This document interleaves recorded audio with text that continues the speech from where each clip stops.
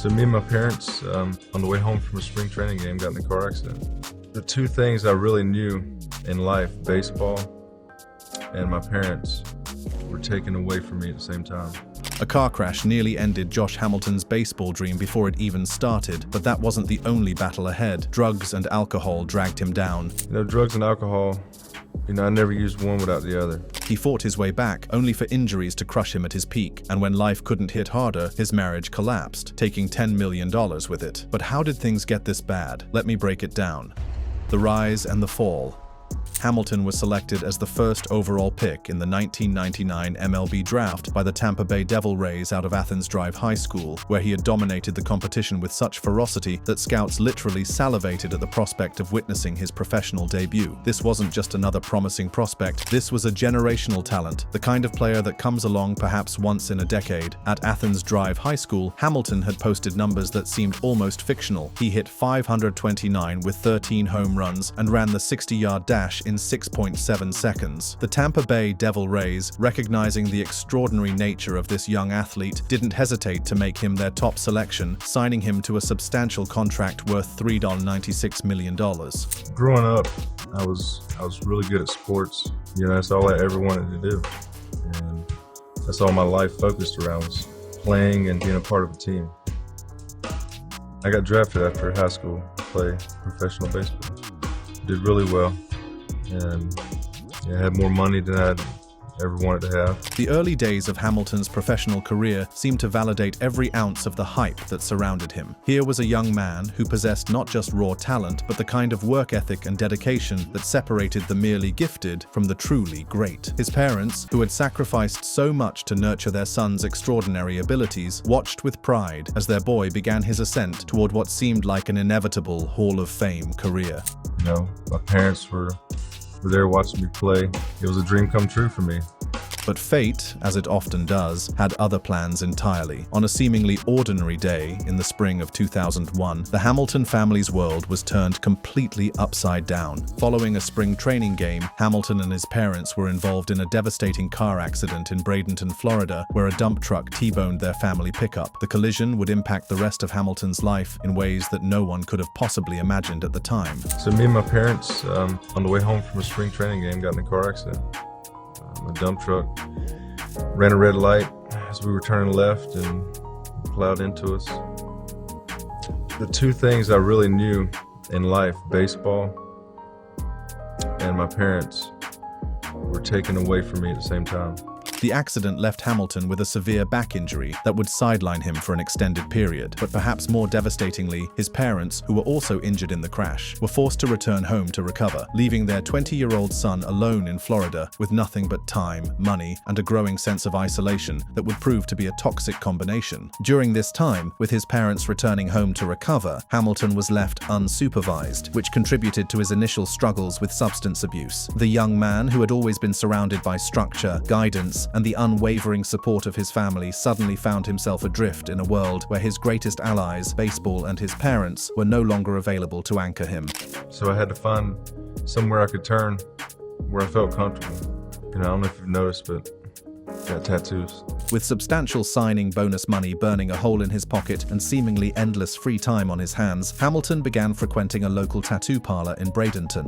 I started getting tattoos, hanging out at the parlor all day, and the people there, they were good people. They just made bad choices.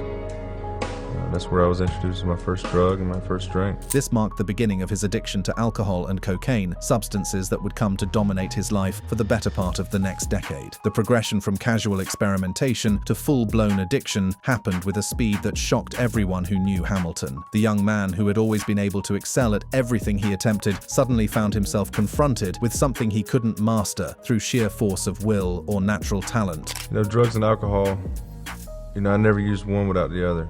The drugs were the closest thing for that adrenaline rush for me of throwing somebody out. The ball's hit, you get under it, the crowd's starting to build, the guy's tagging, the whole play just being created in front of you. And then when he's out and the roar of the crowd and that adrenaline rush you get, when baseball wasn't there, that's what that did for me. And that's what got me addicted so quickly. By 2002, Hamilton was heavily dependent on alcohol and cocaine. His injuries, which included not just the back injury from the car accident, but also torn quad muscle and elbow injury, limited him to just 83 minor league games in 2001 and 2002, providing even more idle time that exacerbated his substance use. Recognizing the severity of the situation, the Tampa Bay Devil Rays sent him to the Betty Ford Clinic in 2002 to address his emerging alcohol and drug issues, but this initial intervention had limited success. The young man, who had once seemed destined for baseball immortality, was instead spiraling deeper into a darkness that threatened to consume everything he had worked for. The year 2003 marked a devastating turning point in Hamilton's career. He failed his first MLB drug test during spring training, resulting in a 30-day suspension. Following this initial disciplinary action, Hamilton made the decision to take the entire 2003 season off, citing personal reasons. This marked the beginning of what would become a 3-year absence from professional baseball that would rob him of what should have been the prime developmental years of his career. In 2004, Hamilton tested positive for substance abuse again, leading to a 30-day suspension starting February 17, 2004. But the consequences would prove to be far more severe than just another month on the sidelines. On March 19, 2004, this suspension was extended through the remainder of the 2004 season due to continued violations of the MLB's Joint Drug Prevention and Treatment Program. As if that weren't devastating enough, Hamilton's situation continued to deteriorate throughout 2004. In August 2004, he failed to appear for a mandatory drug test, resulting in his suspension being extended through the entire 2005 season. The young man, who had once been hailed as baseball's next superstar, was now persona non grata in the sport he had loved since childhood. The year 2005 brought with it a series of incidents that painted a stark picture of just how far Hamilton had fallen from grace. He was arrested before the 2005 season for smashing the windshield of a friend's truck while under the influence, an incident that highlighted the erratic and increasingly dangerous nature of his behavior while under the influence of drugs and alcohol. But it was in October of 2005 that Hamilton would reach what he later described as the absolute hell of his existence. You know, there was this guy in a suit, dark suit. I was fighting him. You know, I know it was the devil because I was fighting him and beating him and knocking him down, and he just had this cold smirk on his face, and he just kept getting up and coming after me and coming after me. During a crack cocaine binge, he woke up on his grandmother's doorstep in Raleigh, North Carolina, weighing only 180 pounds, down from his playing weight of 230 pounds, having squandered most of his signing bonus on drugs and alcohol. And, you know, I was to the point where I was worn out and I couldn't fight anymore. And I woke up. It scared me so bad that I got up out of my bed, went across the hallway to my grandmother's room, knocked on the door. This moment would prove to be the catalyst for what Hamilton later described as his spiritual awakening and the beginning of his long journey back from the abyss. The miraculous comeback and peak years. The transformation that Josh Hamilton underwent between 2005 and his eventual return to professional baseball reads like something out of a Hollywood screenplay, the kind of redemption story that would be dismissed as too unrealistic if presented as fiction. Yet every incredible detail of his comeback was absolutely real, testament to the power of human resilience when combined with unwavering faith and the support of people who refused to give up on him. The pivotal moment in Hamilton's recovery came through an unlikely source. Roy Silver, a former minor league outfielder and manager who owned a Christian-based baseball academy in Clearwater, Florida, called The Winning Inning. In January 2006, after reading about Hamilton's desire to return to baseball, Silver made a decision that would prove to be life-changing for both men. He offered Hamilton not just a place to train, but a place to live and work as he rebuilt his life from the ground up. This wasn't some cushy rehabilitation program designed to coddle a fallen star. Hamilton worked manual tasks, including cleaning toilets and mowing grass, to earn batting cage time. He attended Bible study sessions and began the slow, painstaking process of rebuilding not just his physical conditioning, but his entire approach to life. The young man, who had once been handed everything on a silver platter, was now learning the value of earning every small privilege through honest work and dedication. The road back to professional baseball was neither quick nor easy. MLB granted Hamilton's request for reinstatement on June 20, 2006, allowing him to resume his career in the minor leagues. But this reinstatement came with stringent conditions that would follow him throughout his entire MLB career. He was subject to drug testing practicing 3 times a week. Hamilton's return to organized baseball came through an unexpected route. Left off the Rays' 40-man roster due to his extended absence, he was selected 3rd overall in the 2006 Rule 5 draft by the Chicago Cubs, who immediately traded him to the Cincinnati Reds for $100,000. For a player who had once been worth nearly $4 million as a prospect, being traded for such a modest sum served as a humbling reminder of how far he had fallen and how much he would need to prove to earn his way back. His major league debut with the Cincinnati Reds in 2007 marked the completion of one of the most remarkable comeback stories in sports history. Hamilton played 90 games for the Reds, hitting .292 with 19 home runs, numbers that would have been impressive for any player but were absolutely extraordinary considering where he had been just 2 years earlier. But it was Hamilton's trade to the Texas Rangers that truly marked the beginning of his ascension to superstardom. The Rangers, recognizing the immense upside that Hamilton represented, were willing to take a calculated risk on a player whose talent had never been in question, only his ability to stay clean and healthy. The 2008 season served as Hamilton's formal introduction to the baseball world as a legitimate star. He was selected as an all-star for the first time, but it was his performance in the home run derby that truly captured the imagination of fans across the country. Hamilton's display of raw power in Yankee Stadium was nothing short of breathtaking, as he launched ball after ball into the upper deck with a combination of power and precision that left spectators and fellow players alike in complete awe. This wasn't just a good player having a good day, this was a generational talent, finally showing the world what he was truly capable of when healthy and focused. The home run derby performance served as a powerful symbol of Hamilton's complete restoration, not just as a player, but as a person. I'm most proud of my relationship with Jesus Christ. Why?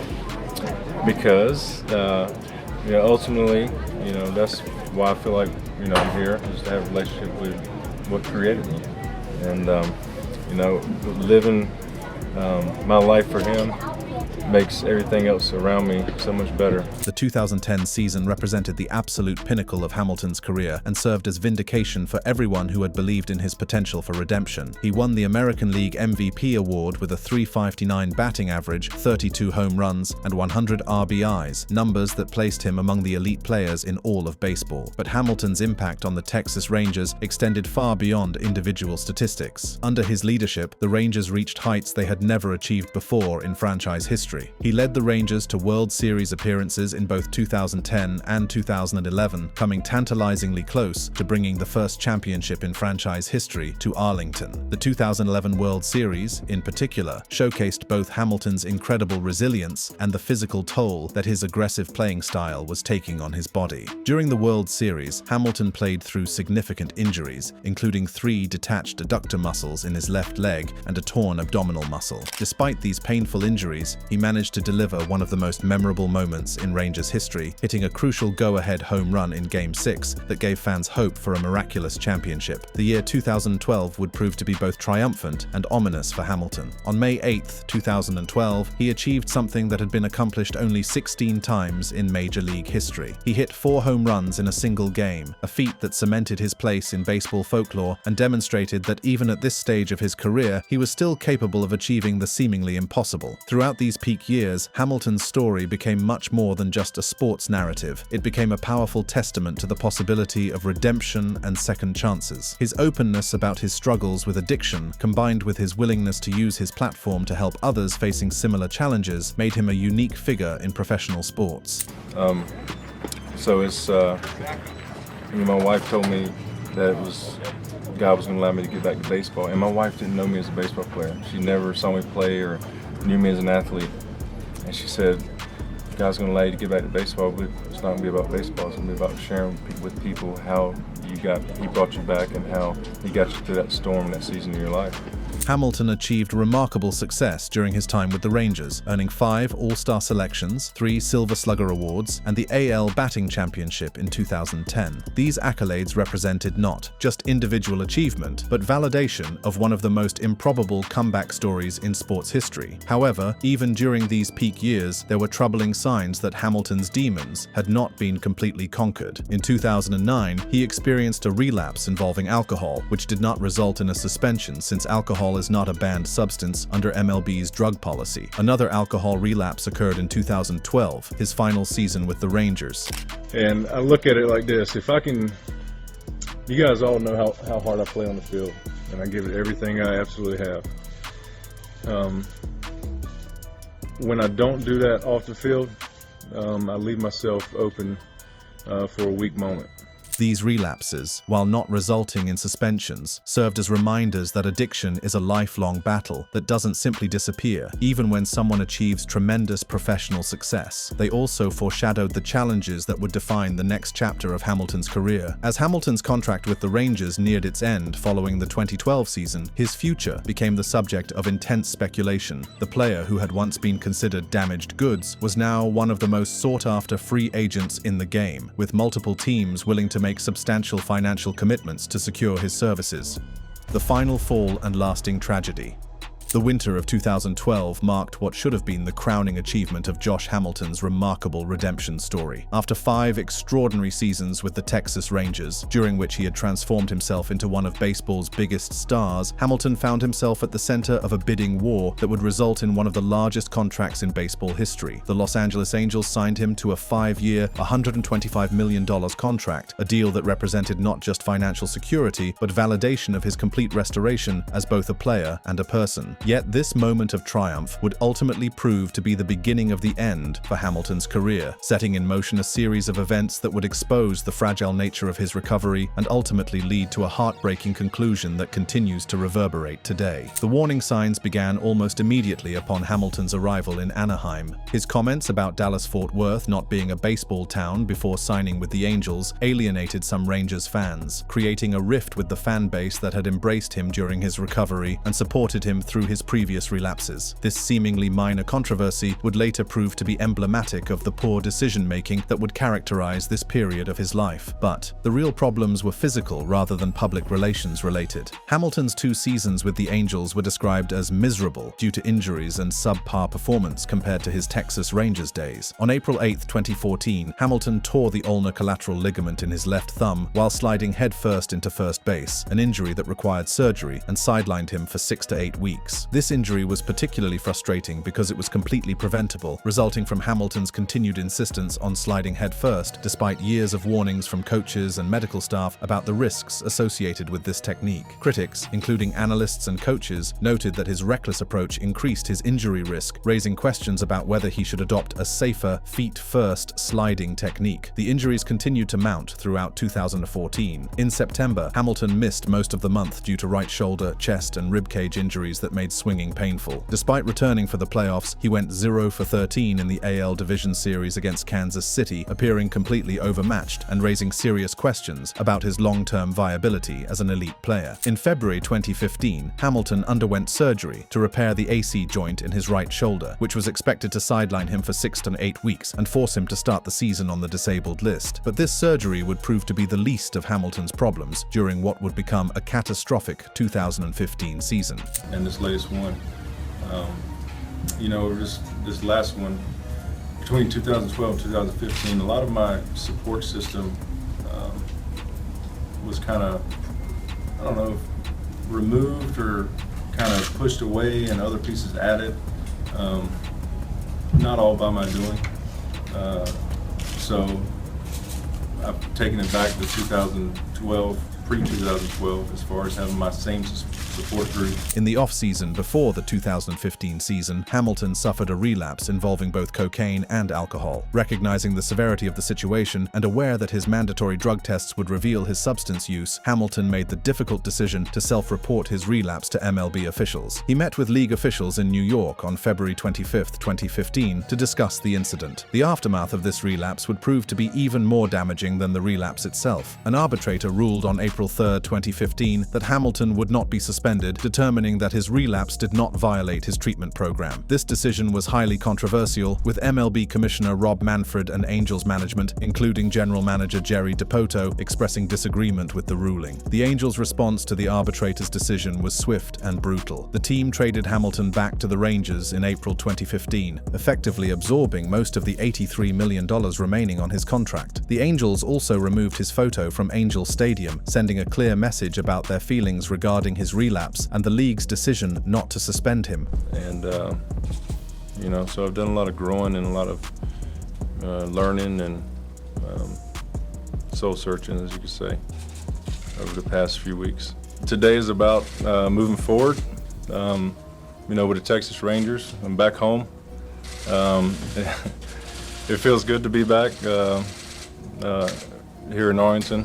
Hamilton's return to Texas was meant to be a homecoming that would allow him to salvage what remained of his career, but it instead became a painful reminder of how much he had lost. He played only 50 games for the Rangers in 2015, batting .253 with 8 home runs and 25 RBIs as knee discomfort persisted. The player who had once been the centerpiece of the Rangers' championship aspirations was now barely capable of contributing at the major league level. The physical deterioration accelerated rapidly from this point. In June 2016, Hamilton underwent reconstructive surgery on his left knee to repair a torn ACL and cartilage damage performed by Dr. Walt Lowe in Houston. This was his 11th career surgery, a staggering number that spoke to the cumulative toll that his aggressive playing style and years of substance abuse had taken on his body. Hamilton himself had acknowledged the connection between his addiction and his physical problems, stating that, "The things I put into my body, I think I'll pay for that the rest of my life." This prescient observation would prove to be tragically accurate. The Rangers released Hamilton on August 23, 2016, after the surgery, effectively ending what had once been one of the most promising careers in baseball history. But Hamilton wasn't ready to give up just yet. In spring 2017, Hamilton, then 35, was attempting a comeback with the Rangers on a minor league contract. However, this final attempt at redemption would be cut short in the most heartbreaking way possible. He suffered a new injury to his right knee while taking practice swings in Houston, requiring what would have been his 12th career surgery. The Rangers released him on April 21, 2017, effectively ending his career as the injury was deemed significant enough to prevent him from playing that season. The man who had once been hailed as baseball's next superstar was now just another casualty of a sport that demands everything from its participants and gives back only what the body can withstand. But perhaps the most tragic chapter of Hamilton's story was yet to be written. On September 30, 2019, Hamilton was involved in an altercation with his 14-year-old daughter, leading to his arrest on October 30, 2019 in Tarrant County, Texas. According to police reports, the incident escalated after his daughter made a comment that upset him, resulting in Hamilton throwing a water bottle at her, breaking furniture, and physically assaulting her. Hamilton was charged with injury to a child, a third-degree felony in Texas, carrying a potential sentence of 2 to 10 years in prison. The conditions of his release prohibited contact with his daughter or any child under 17, further isolating him from his family. On February 22, 2022, Hamilton pleaded guilty to unlawful restraint, a Class A misdemeanor, under a plea deal that dismissed the felony charge. He was sentenced to 1 year of deferred probation, a $500 fine, court costs, 20 hours of community service, and mandatory parenting and anger management classes. His daughter issued a statement expressing hope that he gets help, emphasizing forgiveness and boundaries taught by her mother. This statement, delivered in a courtroom rather than a baseball stadium, represented the final devastating chapter in what had once been one of sport's greatest redemption stories. Hamilton also filed for divorce from Katie in 2015, shortly after his relapse, ending an 11-year marriage that had been one of the stabilizing forces during his recovery. The combination of failed relationships, legal troubles, and physical deterioration painted a picture of a man who had lost everything that had once given his life meaning. Since retiring, Hamilton was inducted into the Texas Rangers Hall of Fame in August 2019, just days before the alleged incident with his daughter. As of 2025, Hamilton has kept a low profile, with no reported involvement in baseball coaching or public appearances. A 2023 Reddit thread noted his lack of social media presence, with users speculating about his current state, some expressing hope he was staying clean, while others assumed he was struggling privately. The man who had once been one of the most recognizable faces in baseball had effectively disappeared from public view, leaving behind only memories of what might have been. The tragic irony of Josh Hamilton's story lies not just in the spectacular nature of his fall, but in the timing of his various setbacks. Every moment when it seemed he had finally conquered his demons, every instance when redemption appeared to be within his grasp, circumstances conspired to pull him back into the darkness. The 2001 car accident that began his descent, the injuries that plagued his peak years, the relapses that occurred during moments of vulnerability, each represented a missed opportunity for a different, happier ending. Perhaps most heartbreaking of all is the recognition that Hamilton's struggles continue to impact not just himself, but the people who love him most. The daughter who issued that courtroom statement, the ex-wife who had supported him through years of addiction and recovery, the fans who had invested their emotions in his comeback, comeback story all became collateral damage in a tragedy that seems to have no end. Over his 9 MLB seasons, Hamilton appeared in 1,027 games with a 290 batting average, 200 home runs, and 701 RBIs. These numbers, impressive as they are, represent only a fraction of what might have been achieved had circumstances been different. The 3 years lost to suspension, the countless games missed due to injury, the reduced effectiveness caused by physical deterioration, all serve as reminders of the enormous waste of talent that defines his career. Liked this video? Click on the card showing on your screen for more.